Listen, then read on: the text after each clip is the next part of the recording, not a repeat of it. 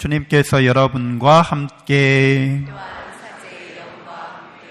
마르코가 전한 거룩한 복음의 끝입니다. 그때 예수님께서 11 제자에게 나타나시어 그들에게 이르셨다. 너희는 온 세상에 가서 모든 피조물에게 복음을 선포하여라. 믿고 세례를 받는 이는 구원을 받고 믿지 않는 자는 단죄를 받을 것이다. 믿는 이들에게는 이러한 표징들이 따를 것이다. 곧 내 이름으로 마귀들을 쫓아내고 새로운 언어들을 말하며 손으로 뱀을 집어들고 독을 마셔도 아무런 해도 입지 않으며 또 병자들에게 손을 얹으면 병이 나을 것이다. 주 예수님께서는 제자들에게 말씀하신 다음 승천하시어 하느님 오른쪽에 앉으셨다. 제자들은 떠나가서 곳곳에 복음을 선포하였다. 주님께서는 그들과 함께 일하시면서 표징들이 뒤따르게 하시어 그들이 전하는 말씀을 확증해 주셨다. 주님의 말씀입니다. 그리스도님 참여합니다. 참 예수님, 하나님의 복동이 고맙습니다. 고맙습니다.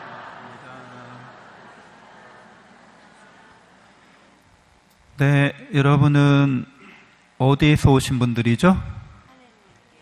저 집에서 왔는데요. 여러분의 진짜 집이 어디죠? 여러분이 하느님 나라가 여러분 진짜 집이시죠?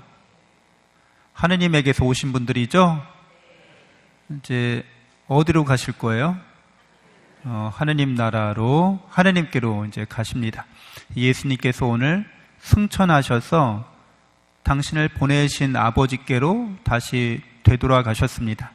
예수님은 우리의 길이 되어주신 거죠. 그래서 우리가 이 길을 착실히, 성실히 이렇게 걸으면 아무 문제 없는 거죠. 그러나 성경은 우리가 그 길을 걸어가지 않고 그 길에서 벗어났다고 얘기해 줍니다. 목적에서 어긋나다, 빗나가다, 이거를 죄라고 하는 거죠. 그래서 많은 사람들이 자신이 하느님에게서 왔고 하느님으로 가는 인생길이라는 거를 스스로 부정하는 사람들이 많아요.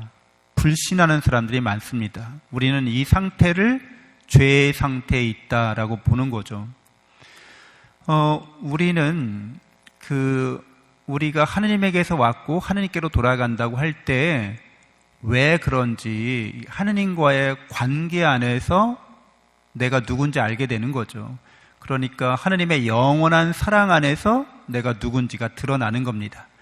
영원한 사랑받는 존재로서 나인 거죠. 근데 하느님을 떠나게 되면, 이 길을 벗어나게 되면 그런 게 없어요. 영원히 사랑받는다는 그런 믿음이나 희망을 둘 대상이 없는 겁니다. 그러니까 나는 사랑받지 못하고 있는 거죠. 그래서 우리가 사랑 안에서, 은총 안에서 자연스럽고도 당연하게 이 믿음 가운데 있으면, 은총 가운데 있으면 하나님을 닮아가기 마련인데, 성경은 사탄이 우리에게 이렇게 유혹하는 소리를 들려줍니다. 하느님과 인간은 경쟁하는 사이라는 거예요. 하느님이 우리를 인색하게 대하신다는 거예요. 그래서 우리가 하느님처럼 되는 것을 원하지 않는다는 거예요. 그러니까 네 스스로 하느님이 되라고 말해줍니다. 그래서 하느님을 떠난 사람들은 독불장군이에요. 실제로는 자기가 하느님처럼 자기 인생을 사는 거죠. 자기 마음대로, 자기 멋대로, 자기 주관과 신념대로 자신의 인생을 살아가려고 합니다. 그런데 거기에는 사랑이 없어요. 그래서 우리가 죄 중에 있기 때문에 우리를 죄로부터 구원하시려고 예수님이 인간이 되어 오신 거죠. 사람의 아들로 오신 거죠. 그래서 우리를 죄로부터 구원하시는데, 우리가 이 온 세상에 가서 이 복음의 기쁜 소식을 전하라고 얘기해 주세요. 그 말인즉 우리가 하느님의 영원한 사랑을 받고 있다는 것을 모든 피조물에게 전하라고 말합니다. 그러니까 우리 그리스도인들은 모든 살아있는 것들을 하느님의 사랑으로 대해야 한다는 거예요. 그래서 이런 생각은 그리스도교가 우리에게 전파해 준 생각의 씨앗에서 오는 겁니다.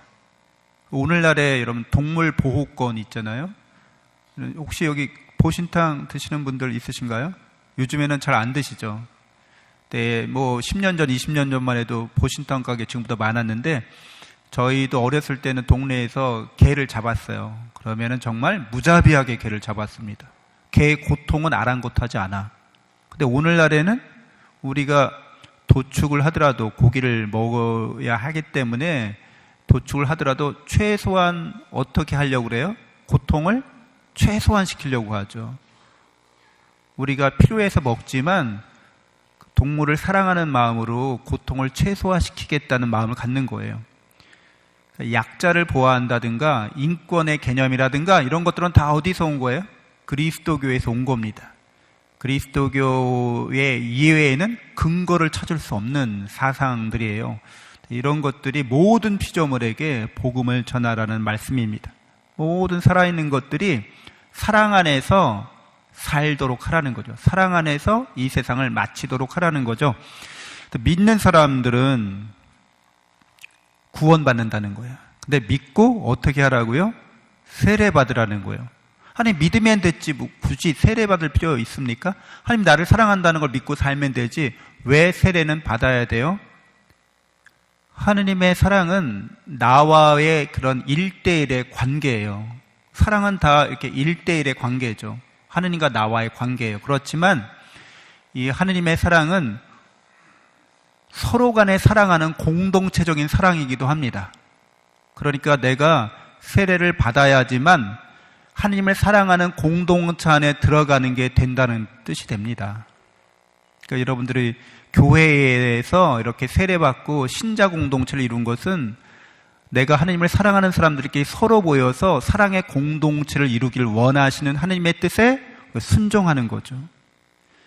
믿기만 하고 세례 안 받으면, 그러니까 공동체에 속하지 않으면 그 사랑은 불완전한 사랑이고 하느님께서 원하시는 길이 아니게 됩니다. 믿지 않는 사람은 단죄를 받을 거라고 말씀하십니다. 이게 그냥 예수천국 불신지옥 이런 말이 아닙니다. 우리가 믿지 않는다고 하는 것은 이런 하느님의 사랑을 안 믿는다는 거죠. 그래서 다른 대상을 사랑한다는 걸 의미합니다.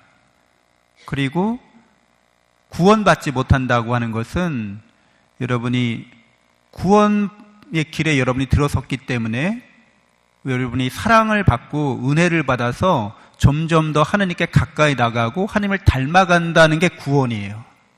그게 우리의 기쁨이고 행복이 됩니다. 근데 단죄받는다는 것은 우리가 하나님을 사랑하지 않기 때문에 하느님께 가까이 나가지 못하고 하나님을 닮아가지 못한다는 게 단죄받는 겁니다. 그것은 그 안에는 기쁨이나 행복이 없다는 거예요. 참된 기쁨과 행복이 없다는 겁니다. 우리가 본래 하나님을 닮아가야 하는 존재이기 때문에 하나님이 아닌 걸 닮아가면서 그것도 사랑이긴 사랑이기 때문에 기쁘고 또 행복할 수는 있어도 영원하고 참된 게 아니라는 거예요. 결국에는 허무하고 덧없음을 경험하게 되는 겁니다. 이게 우리에게 단죄받는 일이 됩니다. 우리가 스스로 선택한 길이고 우리가 결단한 길인데 그 안에 하느님의 사랑이 없는 거예요. 지옥은 하느님의 사랑이 가장 낭비되는 상태가 지옥의 상태입니다. 하느님은 예수 그리스도를 통해서 당신의 아들님의 생명마저 우리를 위해서 내어주실 정도로 우리를 사랑하는데 그 사랑에 대한 조금의 감사와 기쁨과 평화가 없어.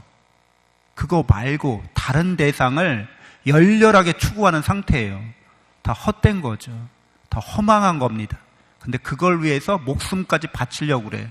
그걸 소유하려고 그래. 그러니까 얼마나 거기에 큰 상처와 고통과 아픔이 있겠어요? 그런 상태에 머무는 것을 단죄받는다고 합니다. 그래서 여러분들은 다 어디로 가고 계세요, 지금? 구원의 길에 있으십니까? 구원의 길로 가고 계시죠? 하느님을 모든 것에 사랑하는 길로 하느님께 좀 더 가까이 나가시는 여러분은 복된 사람들입니다. 그래서 믿는 사람들에게는 이러한 표징이 따릅니다. 내 이름으로 마귀들을 쫓아낸다고 말씀하시는데 예수님의 이름, 곧 예수님의 삶을 뜻합니다. 그분의 사랑의 길, 사랑의 진실성, 사랑으로 충만한 생명을 뜻합니다. 이 예수님의 이름으로 마귀들을 쫓아낸다는 거죠. 마귀들은 우리가 하나님에게서 와서 하나님께로 가는 거라는 거를 깨닫고 믿지 못하도록 방해하는 거예요. 이 세상이 하나님의 사랑으로 진실이 하나님의 사랑이라는 것을 부정하는 겁니다. 그리고 사랑으로 충만한 생명을 없다고 부정하는 겁니다. 그게 마귀들인 거죠. 사탄인 거죠. 예수님의 이름으로 마귀를 쫓아냅니다. 그 마귀들은 그런 생각을 통해서 우리 삶에 개입하려고 그래요. 마귀들이 어떻게 그 길을 방해하는가? 우리의 생각 속으로 그런 씨앗을 뿌린다는 거죠. 거짓의 씨앗을, 오류의 씨앗을 뿌리는 거예요. 마귀들 쫓아내는 사람들은 자기 생각을 복음의 생각으로 충만하게 하는 사람들인 거죠. 그래서 마귀들이 하는 거짓말이나 속임수가, 오류가 우리에게 힘을 미치지 못하는 사람들을 말합니다.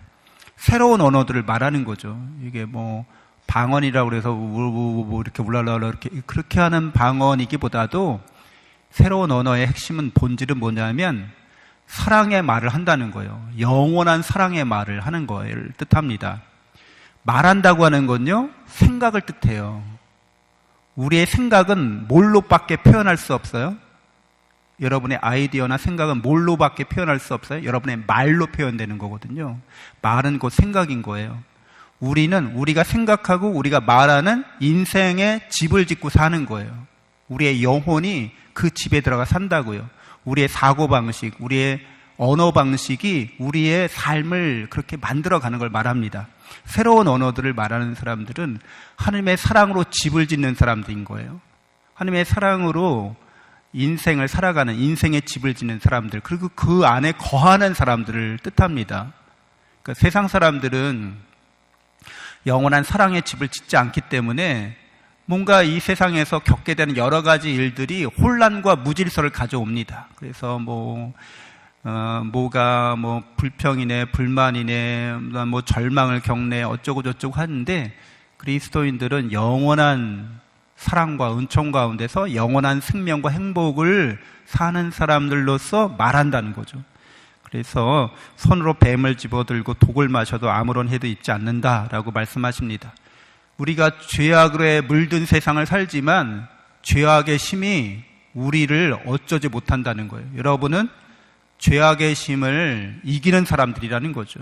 죄악의 힘을 통제할 수 있는 사람들이라는 거죠. 승리하는 사람들이라고 말씀해 주십니다. 또 병자들에게 손을 얹으면 병이 나을 것이라고 말씀해 주십니다. 죄악의 길에 있는 사람들은 다 죽을 병을 앓습니다. 그러나 손을 얹는다고 하는 것은 이게 무슨 마술이나 주술을 의미하는 게 아니라 예수 그리스도를 전해주는 거예요. 예수 그리스도의 복음을 전해주는 거예요. 그래서 우리의 이런 마귀들을 쫓아내고 새로운 언어들을 말하는 사람으로 만들어주는 겁니다. 죄악의 힘이 그에게 영향을 미치지 못하도록 만들어주는 것을 뜻합니다. 그래서 예수님은 그런 믿음을 가진 사람들에게 네 믿음이 너를 구원하였다라고 말해줍니다. 그러니까 우리가 어떤 병을 앓고 있든지 정신적이든 육체적이든 예수 그리스도를 우리 마음에 간직한 사람들, 그분의 사랑과 은총을 충만히 받은 사람들은 그것을 이겨냅니다. 영원한 생명에 들게 됩니다. 예수님께서 우리에게 이렇게 승천하시면서 당신이 하셨던 일을 우리도 하도록 그렇게 명령해 주시는 거죠. 우리는 작은 그리스도인, 제2의 그리스도로서 우리의 삶을 살아가야겠습니다. 잠시 눈을 감고 묵상하겠습니다.